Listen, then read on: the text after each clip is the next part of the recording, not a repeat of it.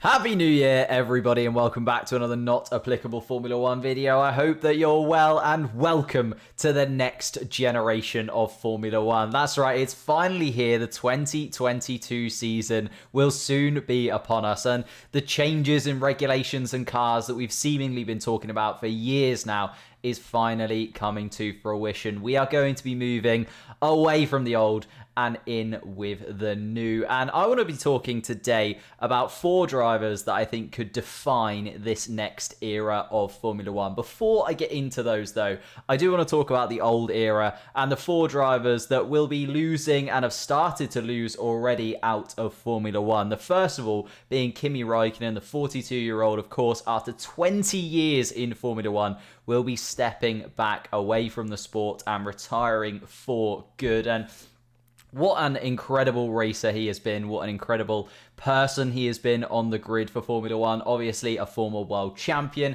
has the most race entries in Formula One ever, and really is, for me anyway, the godfather of this era that we've just left from Formula One. We then, of course, have Fernando Alonso, the man who's come back into Formula One recently. It looked like he had already left, but he jumped back into that Alpine seat and has been absolutely phenomenal this year, even putting his teammate to the sword by 7 points in the Alpine car, and he looks almost back to his best. And people are saying that Fernando Alonso could go for a little while longer. I think genuinely we'll see the back of Alonso in a couple of years' time, especially Piastri is coming through and he looks the real deal now that he has also got an Alpine contract for next year. We're also going to be saying goodbye to the 34-year-old Sebastian Vettel at some point in this next era, you would imagine. Obviously, it feels like he should be wrapped in with Kimi Räikkönen and Alonso, a little bit younger than both of those guys, but the youngest World Drivers' Champion came into Formula One so young that he does just feel part of the furniture at this point. We've seen him all the way back in those Toro Rosso Red Bull days, coming through Ferrari and now at Aston Martin. And we've seen him start to take a little bit of a step back. Obviously, it didn't work out for him at Ferrari at the end. And, you know, I don't think Aston Martin are really going to be pushing for titles in the next few years while Sebastian Vettel is still going to be there.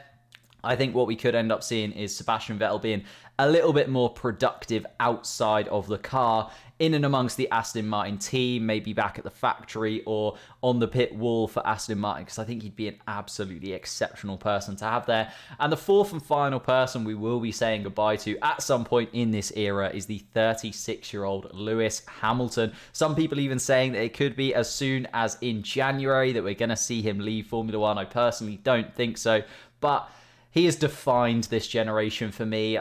It may be British bias, you can say that, but Lewis Hamilton has been one of the best drivers we have ever seen in Formula One. He has absolutely been the driver in the past 10 years. He's won 7 World Drivers' Championships. He's got more wins than anybody else, more pole positions than anybody else, and he's won basically everything that there is to do. Like, there's not really much more that this man can do in Formula One. He has been absolutely sensational, and it feels weird saying that all 4 of these drivers are probably on their way out, because if you actually look, all 4 of them beat out their teammate this season. Kimi Räikkönen, 7 more points than Giovinazzi. Vettel beat out Stroll. Alonso beat out Ocon. And Hamilton beat out Bottas. And I'm saying that these 4 drivers are coming towards the end of their career, but it just shows you how incredibly good these 4 have been over the course of their drives, that they are still beating the younger teammates comfortably and looking as fast as ever. It's why they've been able to keep themselves in Formula One for so long. All 4 of these drivers are absolutely all-time greats. Like, they will go down in Formula One history and be remembered forever. But we do have a new generation coming in. So with these 4 drivers sort of bowing out within the next generation or so, you would imagine, you know, Kimi Räikkönen's already left. You'd imagine Alonso, Vettel, Hamilton maybe have somewhere between 2 and 4 years left in them between them. And maybe we're looking at the next 4 drivers that could take their place. So I want to delve into today 4 drivers that I think could basically fill in for Kimi Räikkönen, Fernando Alonso, Sebastian Vettel and Lewis Hamilton and define their own era of Formula One. In 10, 12 years, we're going to be looking at these 4 drivers and thinking, wow, what a phenomenal set of drivers we had. The era has already begun, you could argue, in that, let's start with the Red Bull man himself, the World Drivers' Championship holder, Max Verstappen. And there isn't really much more I need to say about Max Verstappen. He literally won the Formula One Championship this year. He's the poster boy for not only Red Bull, but this brand new era, this brand new set of drivers coming in to Formula One in the next few years. And he's literally taken on all four of those drivers, Kimi Raikkonen, Alonso, Vettel, Hamilton, and beaten all four of them comfortably this season. Lewis Hamilton obviously putting up the biggest fight from those four, but he did manage to come out on top in front of the Mercedes man, and he's just done exceptionally well. He set the benchmark for these new drivers coming into Formula One. He is now an era-defining driver, in my opinion, and heading into 2022, if I'm a driver coming into Formula One or hitting the peak of my prime in Formula One, Max Verstappen is the man that I'm aiming for. Max Verstappen is the man that I have in my eye line. And as long as Red Bull can deliver him a car that is championship worthy, I think he's going to be up there for years to come. He does very much remind me of Lewis Hamilton when he first came into the scene. I can see him making waves in a similar sort of way. Second to Max in this new era of driver is Charles Leclerc. He's coming into 2022 with 4 years of Formula One experience under his belt. This will be his 5th year and his 4th year with Ferrari. So he hasn't been, dwelling at one of those bottom teams. He has been right in and amongst it with Ferrari for a very long time now. Obviously, his highest finish in the World Drivers' Championship has been 4th. Managed to come in 7th this year in a very 50-50 Ferrari that sort of came to fruition towards the end of the season. And even heading back to when he was, going 50-50 with Sebastian Vettel as to who was going to be the best driver in Ferrari, obviously then displacing Sebastian Vettel as the Ferrari team #1 driver in recent years. He beat out Sebastian Vettel as his teammate in 2019 and 2020, so quite literally displacing Sebastian Vettel in that team and in Formula One in the future, in my opinion. With Ferrari being such a powerhouse in Formula One as well, it just feels inevitable that Ferrari are eventually going to be back to where they were. Obviously, they came 3rd in the Constructors' Championship this year, but it feels like with the new era, Ferrari are in such a strong position to bounce forward and really make the most of this change of rule set.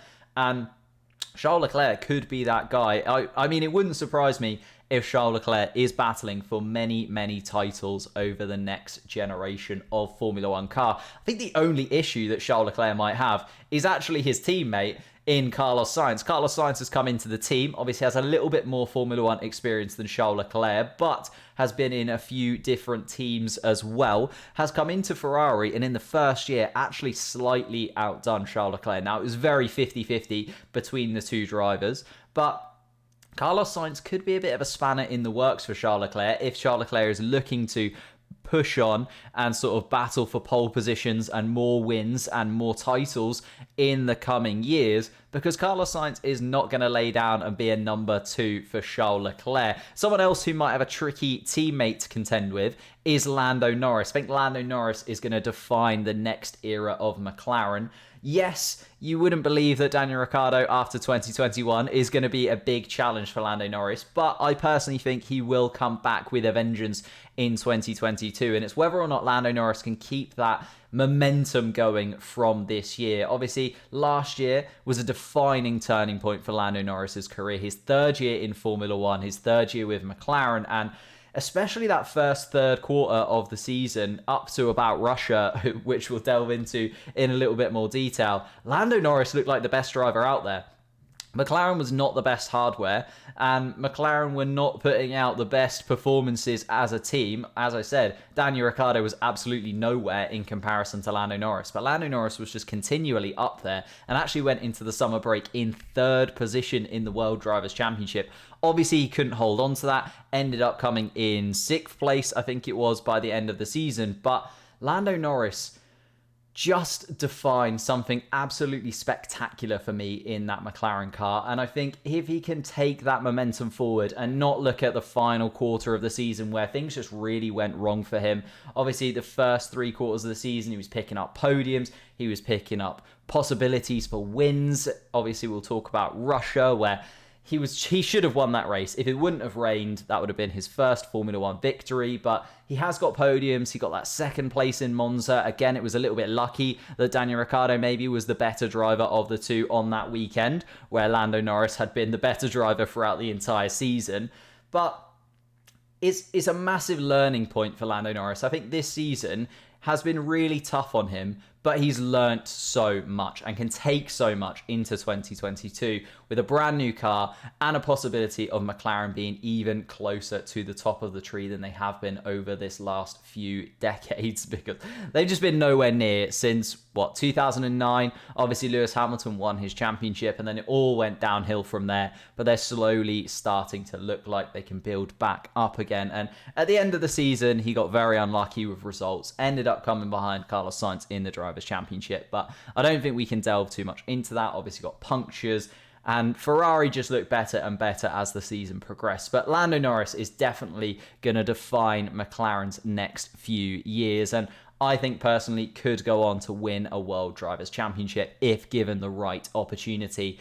And obviously, if Daniel Ricciardo doesn't get in the way a little bit. The final one I want to talk about, and the fourth driver I think could replace this era-defining group of drivers, is George Russell. Now, I left him till last because I think this is the most difficult one to judge. And of course, we've seen him produce. Of course, we've seen him win in F2. We've obviously seen him do incredible things in a Williams car. And we've seen him have one race in a Mercedes where realistically he should have won that race in Sakir. But to this point, he's the only one of the four, Max Verstappen, obviously running in a front-running team, winning a World Drivers' Championship. Charles Leclerc also has wins and pole positions underneath him. Lando Norris yet to get wins, but lots and lots of podiums and lots of momentum moving him forward. George Russell is the only one there that hasn't been in a top team as of yet. Obviously, moving into Mercedes next year. And at this point, he just lacks that little bit of knowledge that maybe the other three have of battling at the front and what it takes to really grab hold of a podium and make it your own. I think George Russell could struggle at Mercedes for the first few races. Now, I have complete faith in his ability and his pace. Let's not beat around the bush. He is one of the fastest drivers on the grid. Even in a Williams, he was able to get into Q3 so many times. It was very, very impressive. But I would question if he's able to take that step up, especially in a team that still contains Lewis Hamilton at this point. And whether or not he can, make himself part of the furniture. We've seen Valtteri Bottas, very similar, come in from Williams with big expectation behind him and really flounder behind Lewis Hamilton. Now, I think George Russell personally has more raw talent than Valtteri Bottas did 5 years ago. But still, he's got to step up and fill those shoes and make himself a presence in the Mercedes team as soon as possible. He can't play second fiddle to Lewis Hamilton and then wait for his opportunity down the line, because these other three, Charles Leclerc, Lando Norris and Max Verstappen, are going to be making steps forward, are going to want to be the dominant force in their team, and are going to be taking on championships, pole positions, wins in races continually over the next few years. So these are the four drivers that I think are set to define the next era of Formula One. And I think in 10 years' time, we're going to look back at these four drivers and think, what an incredible generation we now have in Formula One. From 2022, I think these four are the four to keep your eye on and the ones to beat if, the drivers coming through. Now, of course, there's other generations in there. There's sort of the middle ground of Ricciardo and Perez that maybe will be around for a little bit longer than the guys that I talked about at the top of the show. But I think, they're not likely to battle for World Drivers' Championships in the same way as these four. And then you've got, your Ocons, your Gaslys, your Tsunodas, even your Schumachers coming through as well that could put a cat amongst the pigeons. And as I mentioned, Carlos Sainz, who I think is in a category of his own, just seems to be coming to fruition in Ferrari now and continually progresses throughout his career. Obviously, from Toro Rosso to Renault, took a step up, and now took a step up into McLaren and then into Ferrari, and just looks better and better every single time he's moved up in this world of Formula One. So It's going to be tough for these four, don't get me wrong, but I think these four are the ones to watch in the next era. But that's just my opinion. Let me know what you think in the comments down below. Of these four drivers, who do you think is going to end up with the most World Drivers' Championships? Obviously, Max Verstappen has a little bit of a lead. He's got one in his pocket already, but we've still got 10 to 12 years of these drivers on the Formula One grid. So I'm very, very much looking forward to 2022. Obviously, all four of those drivers I've talked about in the four biggest teams, and all four of those look set to battle for the championship. Could we see a 5 or 6 driver battle championship in 2022? It's going to be absolutely phenomenal. Leave a like, subscribe, and I will see you next time.